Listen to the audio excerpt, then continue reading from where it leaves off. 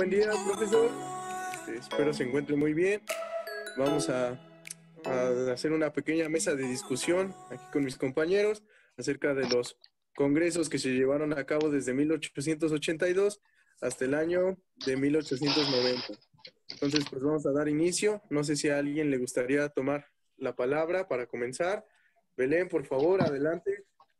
Ok, bueno, este Congreso Higiénico-Pedagógico se da como cita, la primera cita del 28 de enero de 1882. Este da lugar en el centro de la República. Tuvo como titular al señor Carlos Díez Gutiérrez, de la Secretaría de Educación. Y este Congreso es para tratar temas sobre la educación, ya que en esta participaron profesores, médicos experimentados y funcionarios responsables del sistema de salud. Se tratan 3 temas. Uno es el de los patios de juego para los niños, en el que quieren que sean acondicionados para su el tipo de clase que necesitan, para cultivar las facultades físicas, intelectuales y morales del niño, y también para mejorar la alimentación y la salud de cada uno de los estudiantes. Muchas gracias, Belén. ¿Alguien más que quiera continuar con su participación? Perfecto, Lili. Te damos paso. Por favor, adelante.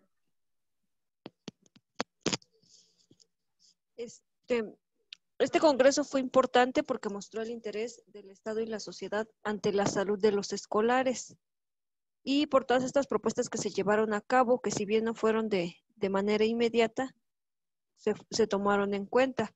La inspección médica escolar en el México de finales del siglo XIX no fue un hecho aislado, sino que coincidió con la reglamentación de la higiene en todos los espacios privados o públicos y con la preocupación internacional por la prevención de enfermedades de la niñez. Sería todo. Muy bien, muchas gracias. Por ahí, Ricardo, no sé si quieras agregar algo. Sí, bueno, dentro de este congreso podemos encontrar que cuando empezó a ocurrir, también vino consigo la profesión médica en el ámbito escolar, que se realizó en la capital del país. Esta reunión fue importante porque mostró el interés del Estado y la sociedad ante la salud de los escolares y porque todas sus propuestas se llevaron a cabo, si bien no de manera inmediata. La inspección médica escolar en el México de los finales del siglo XIX no fue un hecho aislado, sino que coincidió con la reglamentación de la higiene en todos los espacios privados o públicos y dentro de esto con la preocupación internacional por la prevención de las enfermedades de las niñas. Muy bien, pues gracias. Por ahí también es importante comentar que bueno, dentro de esta época existía una gran problemática, que era que un gran número de escuelas estaban cerca de depósitos de basura o al lado de caños abiertos, lo cual hacía que los pequeños estudiantes contrajeran enfermedades que más tarde se volverían contagiosas. Esto provocaba que, pues, si un alumno llegaba enfermo, prácticamente se contagiara todo el salón de clases. Las enfermedades más populares eran tuberculosis, tifo, viruela y otras enfermedades infectocontagiosas. Cabe destacar que en esta época la tasa de mortalidad de los menores de 15 años representaba más del 50% de la mortalidad general, que son números, si bien alarmantes, por lo cual pues empieza esta preocupación que ya mencionaban mis compañeros y se empiezan a tomar medidas. Una de las más destacables es ampliar la influencia de los médicos en la escuela y se empezaban a pedir lo que son certificados médicos, donde se constara que los niños estaban vacunados y no padecían alguna enfermedad contagiosa y aparte que era apto para estudiar. También dentro de estas, se proponía que las escuelas debían estar en lugares higiénicamente debidos, para poder tomar las clases. Y por otra parte, algo interesante es que el modelo del mobiliario se buscaba cambiar por uno que, aunque siguiera siendo económico, pudiera satisfacer las necesidades y exigencias de los estudiantes, así como sus exigencias de salud, para no dañarlos en cuanto a su salud física. Por último, se buscaba que los ejercicios para los educandos dieran las cargas de trabajo de acuerdo al nivel donde estaban, que se dosificara la carga de trabajo para cada nivel educativo y para cada edad. No sé si alguien más quisiera agregar algo más. Por ahí, Belén, adelante, por Bueno, favor. resulta que hay una escuela modelo en Orizaba, Veracruz, que es como la primera escuela que tiene todos este tipo de requisitos. Esta se fundó el 5 de febrero de 1882 y se le llamó la primera escuela moderna. También otro dato interesante e importante por ahí. ¿Alguien más que guste agregar algo antes de pasar al siguiente tema? No, perfecto. De no ser así, pues pasamos al siguiente tema, que es el primer Congreso de Instrucción de 1889. Y nuevamente le cedo la palabra, si alguien gusta iniciar. Por ahí, Lili, si gustas iniciar, adelante, por favor. Bien, recordemos que durante el siglo XIX el Estado mexicano liberal era encabezado por Porfirio Díaz. Para él la educación fue fundamental para el proyecto modernizador porfirista. Con esto fue necesario replantear la función del Estado en materia de educación, con lo que se buscó adecuar la educación a las nuevas necesidades y encaminarla a fines nacionalistas. Uno de sus objetivos era combatir el analfabetismo y formar hombres leales al Estado. Era el propósito principal de su proyecto educativo. Este proyecto ordenó y unificó propuestas hechas por teóricos, pedagogos, hombres de Estado, profesores y juristas. Con todo lo anterior, se hizo la convocatoria para el Congreso Nacional de Instrucción Pública, que estuvo a instancia del secretario de Justicia e Instrucción Pública, Joaquín Baranda, quien lo denominó Congreso de la Esperanza, el cual dio inicio el 1 de diciembre de 1889 y concluyó el 31 de marzo de 1890. El asunto destacado que se debatió en el Congreso fue la responsabilidad del Estado en referencia a la obligatoriedad, la gratuidad y el carácter laico de la educación primaria. También se planteó la unificación del sistema educativo nacional, donde se estableció que la educación primaria debería iniciar a los 6 años de edad, mismo número de años que debía durar la educación elemental primaria y superior, así como las asignaturas que cursarían, que sería dibujo, canto, gimnasia y actividades manuales. Otro de los puntos importantes fue que, de acuerdo a los criterios pedagógicos de aquella época, las clases se deberían de impartir por separado, es decir, que fueran niñas con niñas y niños con niños, así como la carga de actividades que se dosificara de acuerdo al sexo. Las escuelas de párvulos se crearon en 1881, que es la educación preescolar, y de esta se estableció que la edad cursada fuera entre los 4 y los 6 años, con el fin de favorecer su desarrollo físico, intelectual y moral de los alumnos. Estas escuelas eran dirigidas exclusivamente por mujeres y no debían de tener un número mayor de 30 alumnos. Creo que sería todo, por si mis compañeros gustan participar. Muchas gracias, Lili. Excelente aporte. No sé si Belén o Ricardo quisieran continuar. Por ahí, quien guste tomar la palabra, adelante. Por favor, Belén, adelante. Bueno, hay que enfatizar nuevamente que en esta etapa siguen queriendo patios escolares para que los niños y adolescentes tengan una relación de juegos y juegos libres y educativos. Para la duración de estas clases varían según los años que llevan. En el primer año no deben hacer ejercicio más de 20 minutos. El segundo año tenían un límite con 25 minutos. El tercer año era a los 30 minutos y el cuarto año tenían que hacer ejercicio límite de 40 minutos.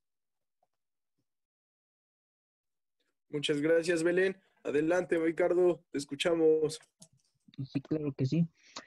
Bueno, este congreso se caracteriza porque ya no es exclusivo de la capital del país, sino más bien se hace una invitación por parte del entonces secretario del Estado y del Despacho de Justicia e Instrucción Pública a los gobernadores para que envíen representantes y se instale el congreso que permitiera la uniformidad de un mismo sistema para todas las escuelas del país, pues cada estado tenía su ley de instrucción pública, por lo que la enseñanza era desigual, lo que hacía que los estudios de una entidad a otra no se podían revalidar.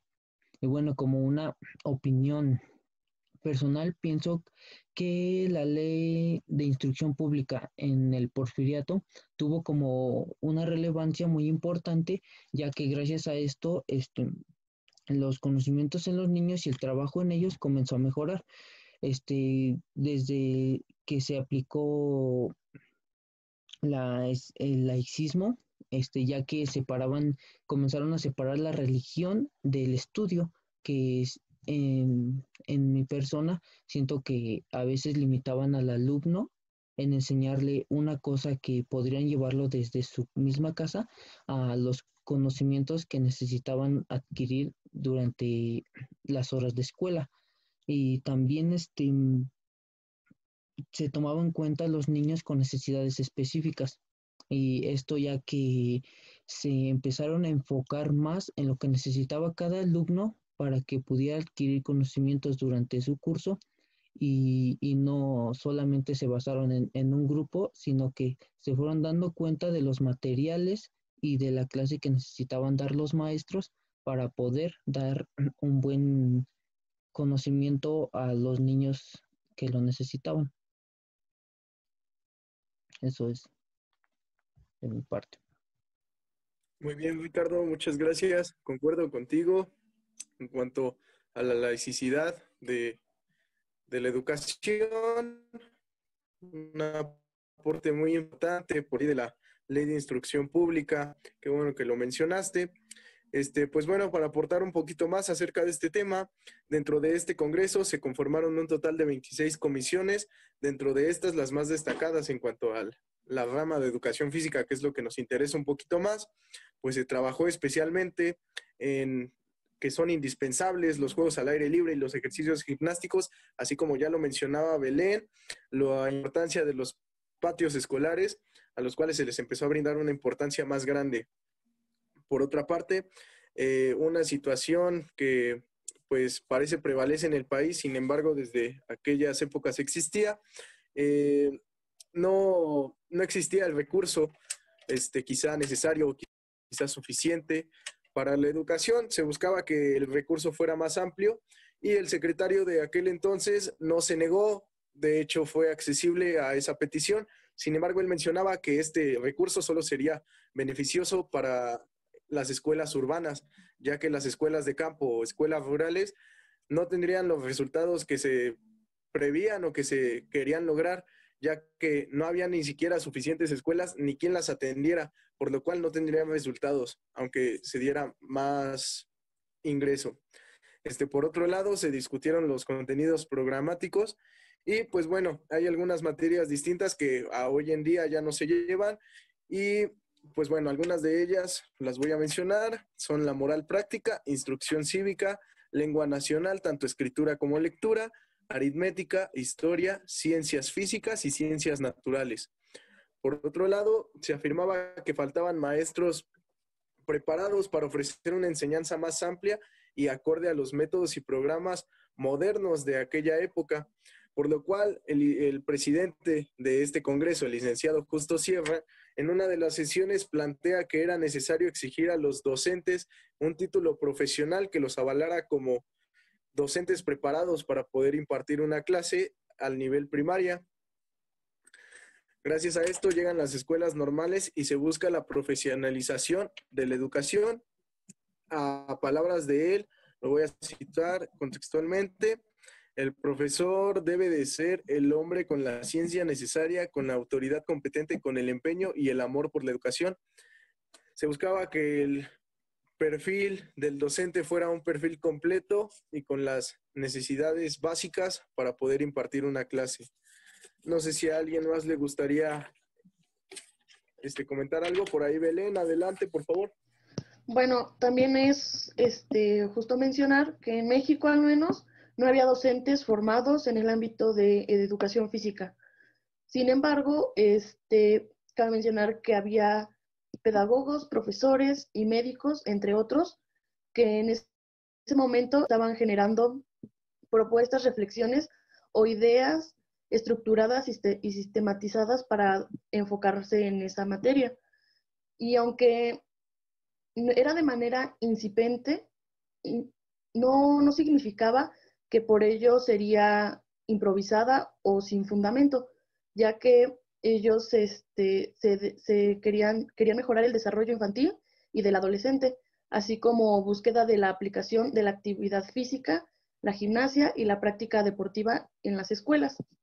También hay un célebre pedagogo llamado Carlos Carrillo, que él resalta mucho la gimnasia debe ser enseñada en primaria, la cual debería ser de corte higienístico, o sea, sin aparatos y altamente incluyente en su práctica.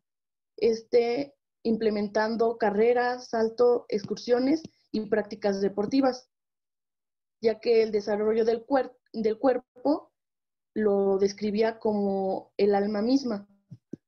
Y pues es todo. Muchas gracias, Belén. Como aporte a eso de la gimnasia que acabas de mencionar, tenemos por aquí el Programa General de Enseñanza Primaria Elemental Obligatoria, los contenidos referentes en cuanto a la materia de gimnasia durante los primeros 4 años. En el primer año escolar se veía gimnasia, movimientos libres, marchas y juegos gimnásticos. En el segundo año, gimnasia, el programa del año anterior y además ejercicios con bastón. Para el tercer año teníamos gimnasia, el programa del año anterior y además ejercicios con palanquetas. Y para el cuarto año, gimnasia, ejercicios alternados de los años anteriores y juegos de masas. ¿A alguien le gustaría agregar algo más acerca de este segundo congreso que estamos tratando?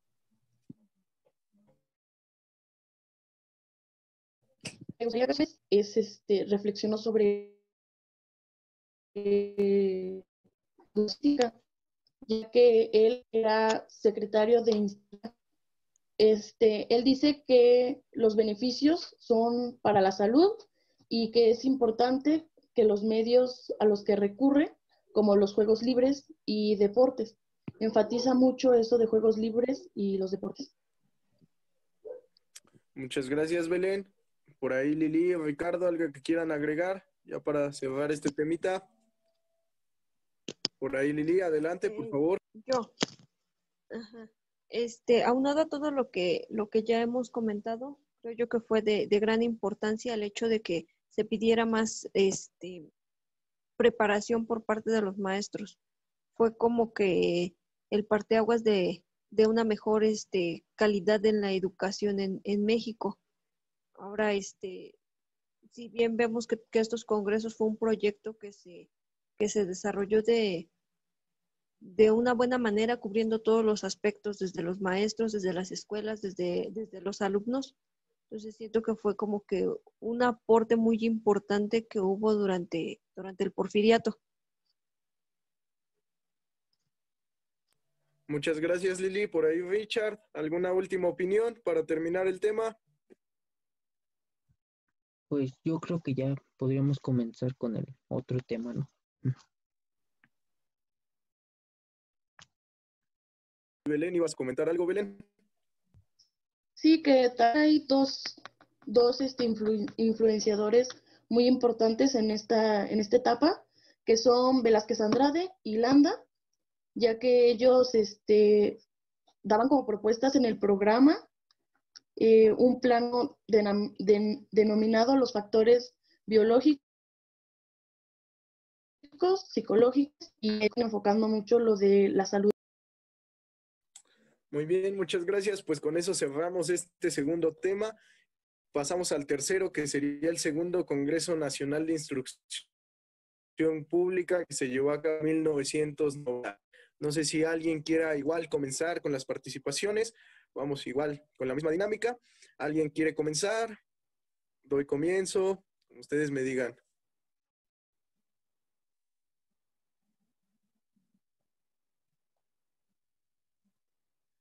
Bueno, voy a dar comienzo yo. Este congreso, con la experiencia del congreso anterior, ahora pues se convocaron igual profesores, ahora se convocaron inspectores, médicos y pedagogos. Este congreso se llevó a cabo pues para ver algunos puntos por ahí claves que quedaron pendientes en el congreso anterior o que simplemente quedaron pues ahí en el aire sin resolver, ¿sale? Para eso se lleva a cabo este congreso y pues bueno, aquí ya se discuten pues más puntualmente temas como la profesionalización y el método de enseñanza en las escuelas. Se insistió mucho, de nuevo, en la necesidad de que los profesores obtuvieran un título para bien, ya como lo mencionaba Lili, hacer una educación pues más integral y de mayor beneficio para los estudiantes, que pudieran tener un mayor conocimiento y que recibieran mejores cosas por parte de sus maestros. Y bueno, cabe mencionar que en las escuelas normales, los profesores estudiaban las leyes del desarrollo físico, intelectual, moral y estético del hombre, teniendo como fin la cultura del individuo y el perfeccionamiento social. Entonces, pues yo creo que era una educación muy completa la de las escuelas normales y creo que era de mucho beneficio que todos los profesores contaran con un título, no solamente para ellos, sino también para los alumnos. Por otro lado, pues por ahí Belén, ¿ibas a comentar algo? Adelante, adelante. Sí, que este congreso se basó en diferentes aspectos, como son la enseñanza elemental obligatoria y la instrucción primaria superior, las escuelas normales, la institución preparatoria y las escuelas especiales. Muchas gracias. ¿Alguien que quiera comentar algo por ahí? Lili, Richard. Sí. Bueno, este tercer congreso es básicamente basado como en los anteriores, y como al no haber concluido las discusiones y los asuntos educativos que se trataron en el primer congreso y ante la necesidad de resolver algunos aspectos pendientes, el mismo ministro Baranda provocó la realización del segundo congreso de instrucción pública de los trabajos. Esos comenzaron el 1 de diciembre de 1990, dorado a 3 meses. Entre los principales temas que se trataron en este congreso fueron la enseñanza elemental obligatoria en instrucción primaria superior, las escuelas normales y la preparatoria y las escuelas especiales. Muchas gracias, Richard. Por ahí, Lili, vi que ibas a comentar algo. Adelante, por favor.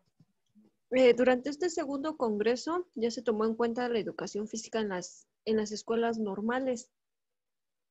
También nos habla aquí de que el primer plan de estudios de la Escuela Normal de Profesores en 1887 ya consideraba las asignaturas de gimnasia y ejercicios militares, y los profesores responsables de impartirlas para la primera normal fue José Sánchez Somano, y la segunda el coronel Antonio P. Velasco. Se destacan estos dos personajes que fueron docentes reconocidos, y estaba dentro de ellos el director, que era Miguel Serrano, y el secretario Alberto Correa Contreras. De aquí que las asignaturas de gimnasia y los ejercicios militares fueron como que el plan inicial que se ubicaron en el área de la expresión para las escuelas normales. Y estas carreras duraban de 4 a 5 años. Sería todo. Muchas gracias, Lili. Muy buen aporte. Por aquí algo interesante a mencionar. Por ahí hace rato mencionaba yo el método de enseñanza Y por aquí viene un tema interesante y quizá que esté a discusión. Algunos estaban a favor en ese entonces, algunos estaban en contra, pero se buscaba que los estudiantes generaran ese interés por el estudio y por el aprendizaje a través del acto de investigar o aprender por sí mismos. Sin embargo, pues bueno, yo creo que es un tema muy debatible, sobre todo por las condiciones de la época y por, porque muchos dependían de trabajar ellos mismos para poder ir a la escuela. Entonces quizá no contaban con el tiempo o no contaban con ese interés para poder investigar por sí mismos. Por otro lado, a este congreso le correspondía decidir sobre el currículo o el currículo de materias que tendrían las escuelas normales. Sin embargo, por falta de tiempo, organización y acuerdos, pues se definió que cada escuela normal tuviera pues la capacidad de elegir su propio currículo, eh, rigiéndose de las necesidades y costumbres de la región en la que estaban. Esto se llamaba ejercer su fuerza fecundada. Por ahí algún último aporte ya para terminar. Si ya no hay aportes, por ahí Lili, perfecto. Adelante, por favor. Sí, como último aporte, pues que queda resaltar que Manuel Velázquez fue el primer profesor de educación física, que si bien no estudió aquí en México, estudió en Boston, pero fue el primer mexicano en recibir un título de educación física, quien trabajó en la Escuela Nacional de Maestros, en la universidad, en el Colegio Militar de Chapingo y fue el director de la Normal del Meche y fundador de la Escuela Normal de Educación Física. Excelente dato, Lili, sobre todo para nosotros que estudiamos en, pues bueno, la Escuela Normal de Educación Física. Claro está. Pues bueno, ya que con esto estamos terminando, pues me gustaría terminar con un aporte, una opinión acerca de, pues, estos 3 congresos, con qué se quedan, con qué se van, qué les gustó, qué no les gustó. Entonces, pues igual les voy a ir dando la participación y pues me gustaría escuchar esa opinión, ese pequeño aporte personal de cada uno de ustedes. Por favor, Belén, adelante. Bueno, me gustaría mencionar que este periodo es importante para todas las personas, ya que vienen cambios que hasta en la actualidad siguen en constante cambio. Por ejemplo, para las mujeres, en cuestión de ellas, en este periodo las mujeres empiezan a tener más valor de forma escolar, ya que las mujeres empiezan a ser médicos, ingenieros, entre otras carreras, empiezan a trabajar en fábricas y las mujeres ya pueden también no solo tener hasta primaria, sino pueden ver más allá para mejorar pues su calidad de vida junto con su carrera, obviamente. También porque hay cambios que van evolucionando hasta la fecha sobre la educación física, se le da énfasis a la alimentación, a la forma del físico para tener más adelante una adultez sana y cuidando siempre la alimentación, que eso es lo que se sigue viendo hasta ahorita, sigue habiendo programas en los que tratan de cuidar a los niños desde primaria para que no tengan una adolescencia en obesidad o incluso su adultez sean obesos. Es todo. Muchas gracias, Belén. Excelente opinión. Por ahí, Lili, te cedo la palabra. Gracias. Para mí fue también un aporte muy, muy importante este periodo de porfirista. Fue un parteaguas para la educación, para separar, como lo decía hace un rato mi compañero Ricardo, para separar la iglesia del Estado. Eso fue mucho, muy importante. ¿Por qué? Porque nos abrió los ojos de cierta manera. O sea, nuestra educación no se quedó nada más en lo que enseñar la iglesia, sino que la educación se abrió muchas puertas, abrió muchas mentalidades.